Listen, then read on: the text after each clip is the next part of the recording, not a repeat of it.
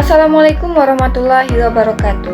Halo semuanya, perkenalkan nama saya Zelda Tiara dengan NIM 23061348111 dari kelompok 1.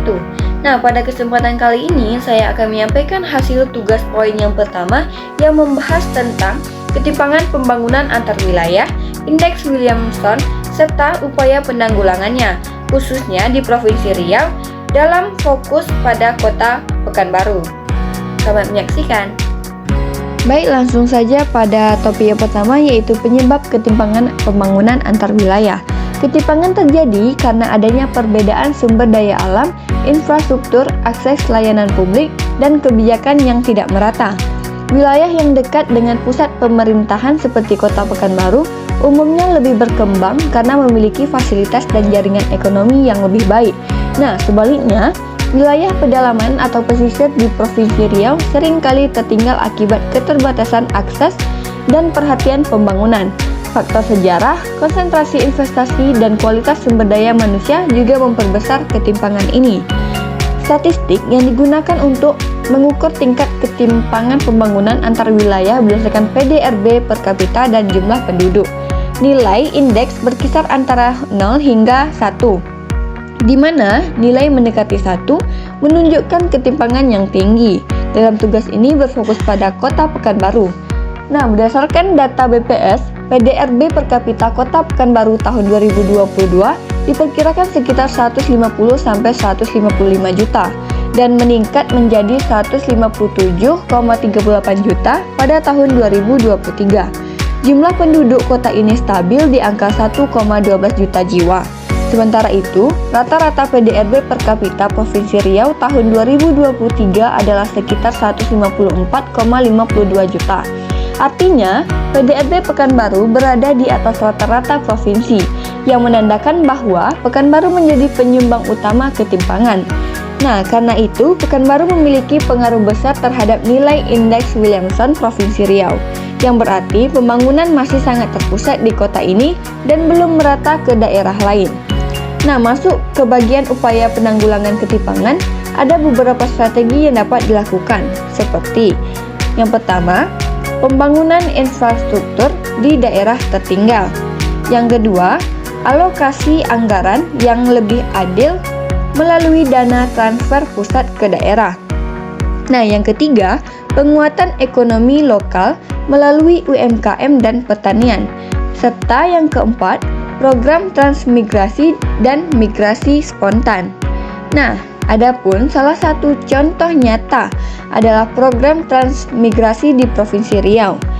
Program ini telah membuka wilayah baru di daerah seperti Indragiri Hulu dan Pelalawan, yang berdampak pada pembukaan lahan pertanian, terbentuknya permukiman baru, serta bertumbuhnya kegiatan ekonomi pedesaan. Nah, meskipun membawa dampak positif, transmigrasi juga harus dikelola dengan baik agar tidak menimbulkan konflik sosial atau kerusakan lingkungan. Pembangunan daerah adalah nadi kemajuan bangsa. Namun, pernahkah Anda bertanya-tanya bagaimana sebenarnya pemerintah daerah mengelola dan mengalokasikan dananya untuk mewujudkan semua impian pembangunan itu? Perencanaan pembangunan, terutama di tingkat desa, adalah fondasi krusial yang diatur dalam Peraturan Pemerintah Nomor 72 Tahun 2005. Ini memastikan setiap langkah pembangunan terencana, bertahap, dan berjangka panjang. Pemerintah daerah menerima dukungan finansial melalui 5 jenis alokasi dana pembangunan utama. Mari kita bedah satu persatu. Pertama, dana alokasi umum atau DAU. Ini adalah komponen esensial APBN yang bertindak sebagai penyeimbang fiskal, memperkuat kapasitas daerah dan mengurangi ketimpangan. DAU dihitung berdasarkan kesenjangan fiskal antara kebutuhan dan kapasitas daerah, serta berfungsi sebagai pemerataan keuangan. Kedua, dana alokasi khusus DAK fisik. Dana ini dialokasikan dari APBN khusus untuk membiayai proyek pembangunan fisik yang menjadi prioritas nasional, seperti pembangunan infrastruktur vital di sektor pendidikan, kesehatan, jalan, hingga irigasi. Besarnya ditentukan oleh indeks teknis, kapasitas fiskal, dan kebutuhan spesifik daerah. Ketiga, ada DAK non-fisik. Berbeda dengan DAK fisik, dana ini mendukung pelayanan publik yang tidak berwujud fisik. Contohnya termasuk bantuan operasional sekolah atau BOS, bantuan operasional kesehatan atau BOK, tunjangan profesi guru, dan layanan administrasi kependudukan. Tujuannya jelas, meningkatkan kualitas sumber daya manusia dan pelayanan dasar di seluruh wilayah. Keempat, dana bagi hasil atau DBH. Sumber ini berasal dari penerimaan negara atas pajak dan sumber daya alam, seperti pajak penghasilan, hasil kehutanan, perikanan, pertambangan, minyak bumi, gas, dan panas bumi. DBH sangat penting untuk menutupi kebutuhan belanja daerah yang tidak dapat dipenuhi oleh pendapatan asli daerah.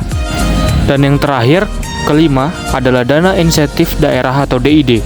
Ini adalah bentuk apresiasi dari pemerintah pusat bagi daerah yang menunjukkan kinerja luar biasa. Indikatornya bisa berupa peningkatan PAD, opini audit BPK yang baik, penurunan angka kemiskinan, hingga keberhasilan dan pengelolaan keuangan daerah. DID bertujuan mendorong tata kelola pemerintahan yang semakin baik, transparan, dan akuntabel. Sebagai contoh nyata, mari kita lihat Kota Pekanbaru. Kota ini menerima berbagai dana dari pusat melalui skema transfer ke daerah dan dana desa atau yang sering disebut TKDD.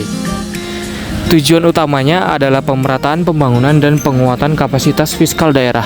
Periode 2017 sampai 2025 menunjukkan pola fluktuatif, namun dengan tren peningkatan alokasi TKDD untuk Pekanbaru dari sekitar 1 triliun di tahun 2017. Angkanya melonjak signifikan, bahkan mencapai puncaknya di tahun 2021 sebesar lebih dari 2 triliun.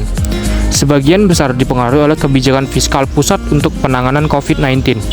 DAU untuk Pekanbaru meningkat signifikan. DAK non-fisik juga menunjukkan kenaikan, dan dana insentif daerah memperlihatkan tren peningkatan di beberapa tahun terakhir.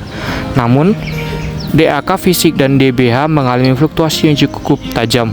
Fluktuasi ini menunjukkan bagaimana kebijakan transfer fiskal pusat sangat responsif terhadap dinamika nasional, mulai dari dampak pandemi, kebutuhan pelayanan dasar, hingga insentif berbasis kinerja yang diterapkan di daerah. Memahami mekanisme alokasi dana ini adalah kunci untuk menganalisis arah pembangunan daerah dan memastikan tercapai keadilan. Dengan perencanaan dan pengelolaan yang tepat, dana-dana ini menjadi pendorong utama bagi kemajuan berkelanjutan di daerah kita. Perkenalkan, nama saya Nur Fazira dengan NIM 2306110745. Nah, di sini saya akan menjelaskan materi 3. Yang pertama ada pembangunan seimbang. Adalah suatu pendekatan pembangunan yang berupaya untuk mencapai pertumbuhan ekonomi yang berkelanjutan dan merata di berbagai sektor dan wilayah, dengan memperhatikan keseimbangan antara pertumbuhan ekonomi, keadilan sosial, dan kelestarian lingkungan. Selanjutnya yaitu pembangunan tidak seimbang.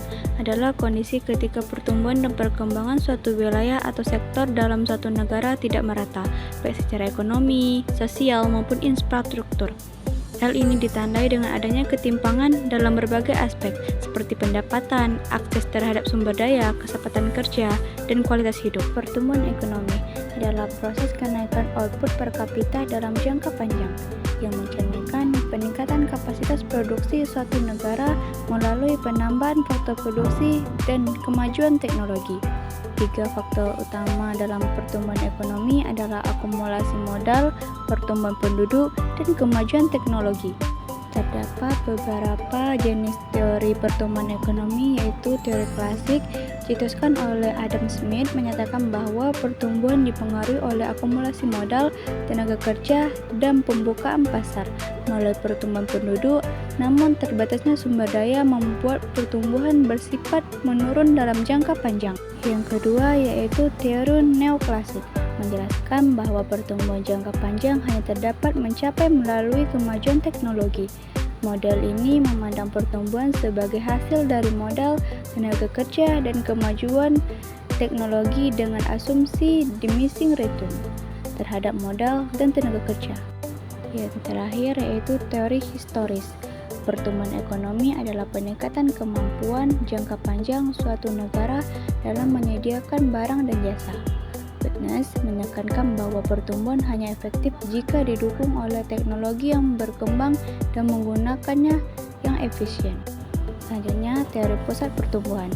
Teori ini menyatakan bahwa pertumbuhan ekonomi tidak terjadi secara seragam di seluruh wilayah, tetapi terkonsentrasi di lokasi tertentu yang disebut pusat pertumbuhan. Ada 3 kata kunci. Yang pertama ada ke industri, ada adalah sektor utama yang menjadi penggerak awal pembangunan dalam suatu pusat pertumbuhan. Yang kedua ada industri sekunder, berkembang sebagai konsekuensi logis dari keberadaan industri kunci. Industri ini terdiri dari sektor-sektor pendukung seperti manufaktur turunan, jasa teknis, serta logistik dan distribusi. Yang ketiga ada light industry, adalah sektor-sektor ekonomi yang memiliki keterkaitan baik secara langsung maupun tidak langsung dengan industri kunci. Kemudian, aglomerasi ekonomi adalah fenomena di mana berbagai kegiatan ekonomi, terutama industri, perdagangan, dan jasa terkonsentrasi di suatu wilayah geografis tertentu untuk memperoleh efisiensi dan keuntungan bersama. Contoh dari aglomerasi ekonomi ini di Indonesia ada di kawasan industri Jababeka, Cikarang, Jawa Barat, Surabaya, dan Gresik sebagai pusat industri